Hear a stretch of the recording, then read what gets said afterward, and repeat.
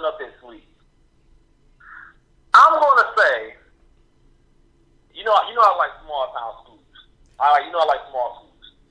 So you about to tell me if you playing in the IDP league, draft Chip Kelly as your head coach so you get the win percentage in your fantasy league? No. Never gonna happen. But I'm thinking stat wise because you got DeMarco Murray. He's running the rock. He's eventually going. Sam Bradford's gonna have to throw the ball at some point, or Tim Tebow, or Mark Sanchez, or Chip Kelly, whoever they decide to put at quarterback. Let's go Rasheed Bailey. Okay. Rasheed Bailey is a receiver. Did not know that. Delaware Valley. He's a rookie. He's a rookie, ladies and gentlemen. He's 6'2", 205. Kid got good hands. But the thing that I didn't know until now, I've actually seen him in the workouts. He was, small town school. You're not gonna see too much about him. I watched a lot of that stuff just for the small town guys, for the smaller schools. Like when you get the LSU's and the Bama, you just watch them for the sports. When you watch these small kids like that go to small division, lower division schools, or maybe one AA schools and stuff like that, you kind of watch just to see what they're gonna develop into. Because we've seen players that come out of those schools and develop into some great players. But the thing that got me, he went to Roxborough High School in Philadelphia. To me, that sounds like some Invincible Part 2 type shit. Like, this kid is going to go out there and have a somewhat 1,000-yard season, maybe. Like, he's at home. I don't even know if he's going to play this year. But what if he plays and he just comes out and just start balling after week 4? Number 18, Rasheed Bailey. Write it down. That's what you call a sleeper.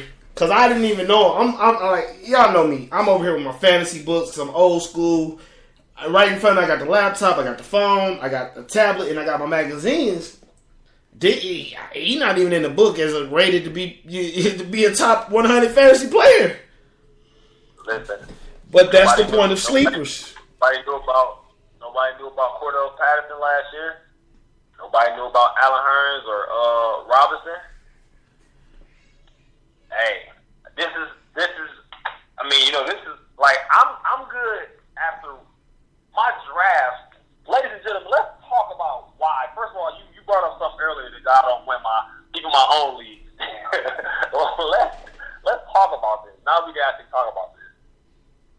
My drafts aren't usually great. I usually find a way to slip up and miss half of the draft or be on auto picks because of work. Man, work can kick my ass. Bro, even when you not working, for some reason when it's time to draft, your ass has the most technical difficulties ever. I remember like last year, you couldn't sign in. You wasn't even working. You just could not sign in to the damn ESPN app. I don't know what it is, man. And then let's not forget, I always thought you didn't draft well because you're so busy. Like this man, trash talk starts when the numbers go up. Your team is ass before you even pick when dealing with Mark. Like he's already talking about your team before you even draft. Like you pick a pick. I've never seen nobody who can draft and type as fast as you do. I'm on the board, baby. I'm always in the chat board. So, it is draft time. I always start slow. Like, I always start 1 and 2, 1 and 3, 0 and 3, stuff like that. But I always pick up at the middle because my transaction game is on point. If I had to rate my transaction game, it'd be A- every year. My transaction game is on point. You most definitely have an eye for work in the waiver wires and not. I can say this: you can weave yourself in and out of the flavor of the weeks quicker than some people get so hype on a flavor of the week where they don't see the guys that's actually here to stay. You one of the ones that seen Alfred Moore's rookie year that was here to stay. if I'm not mistaken, you picked up Jeremy Hill last year from Cincinnati. I did. I actually, if you remember, I actually drafted Alfred Morris in one of my leagues, and I picked him up after I seen him have pretty good first. We be in so many leagues together, and some leagues we do draft them. But I know the one league you didn't draft him. You picked him up like week 3, and it was like I remember calling you like, yeah, I'm about to pick up this Alfred Morris or something. I said, you like, he on my team. Oh yeah. No way you get there, boy. And then that's one of the things about about fantasy. I mean, it's been a great show. I got my man Mar from Travel by Stats on. I mean, I've been trying to get him on for a while. As y'all see, this is not fantasy. This is reality to us. We will have him back for another show. It may not be all NFC East. It will be just regular fantasy talking because I'm pretty sure I will be in the league with him. If he don't create it, I will create it. We are going to create a cross-platform league between my sponsor, which is by him, Travel by Stats, goingfor2.com, and the brothers over here at One Take Podcast. We will all be in the league, so y'all will hear the chronicles of our league a weekly basis on the Stock Watch Fantasy Report. We will be doing another fantasy stock watch for FanDuel, which we both did together last year, but I'm pretty sure we will tear FanDuel up this year after you've seen the success I was having. Yes, most definitely. I gotta get on that. After you see the set, man. One more time, give out your Twitter handle. Let them know once again how they can travel the same way I travel, the same way you travel to the games. Go ahead and run it down for them one last time. Oh yeah, definitely. Reach me at Travel by Stats. That's travel_by_stats.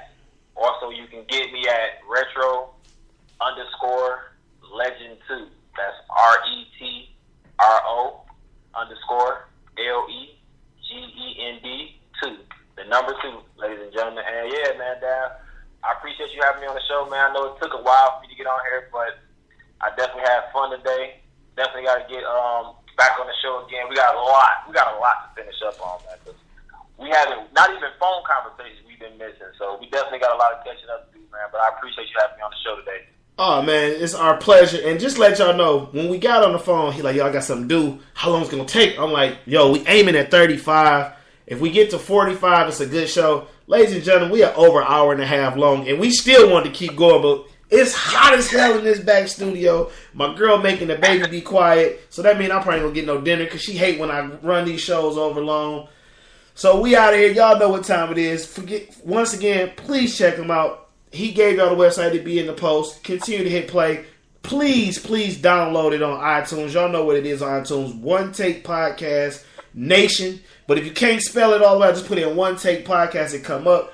You can Google it. You can hashtag it. It will link you to where we at. And we are out of here. You're tuned in to a One Take Podcast.